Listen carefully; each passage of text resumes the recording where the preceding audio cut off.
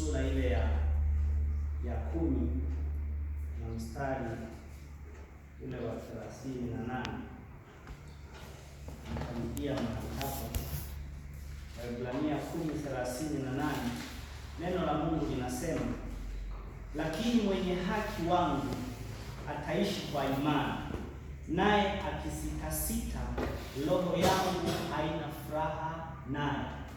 Lakini mwenye haki wangu ataishi kwa imani, naye akisitasita, roho yangu haina furaha naye.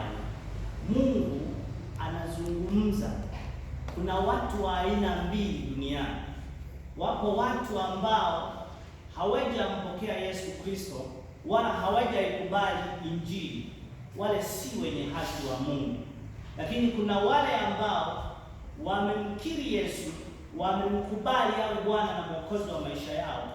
Hawa ni wenye haki wa Mungu, na Mungu kama Baba anatoa mwongozo kwa hawa watu ambao wamempokea yeye awe Bwana na Mwokozi wa maisha yao. Kwanza anawaambia namna ya kuishi, anatufundisha namna ya kuishi, kwamba hapa hatujifunzi sasa hivi kwa namna ya kuisimulia Biblia.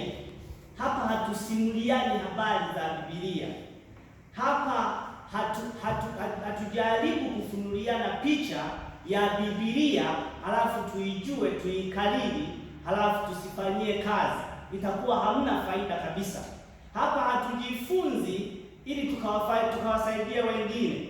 Hatujifunzi ili baadaye tujulikane kwamba tumesoma chuo cha theology, tumejifunza Biblia. Tunajifunza yale unayojifunza ya kufundishe kwanza wewe, yale ya unayojifunza ya kubadilishe kwanza wewe. Yakishindwa kukubadilisha, usiwaambie hata wengine, kwa sababu utakuwa unapanda moto kwenye mioyo yao pale ambapo utakapowafundisha kitu tofauti, halafu wewe unaishi kitu tofauti. Kwa hiyo hautakuwa na haki ya kuyafundisha haya. Badala yake utakuwa mpotoshaji pale ambapo unafundisha kitu ambacho wewe mwenyewe ukiamini, wewe mwenyewe ukiishi, wewe mwenyewe hakina na ushuhuda kwenye maisha yako, wala uweze ukashuhudia juu ya kile ulichokifundisha.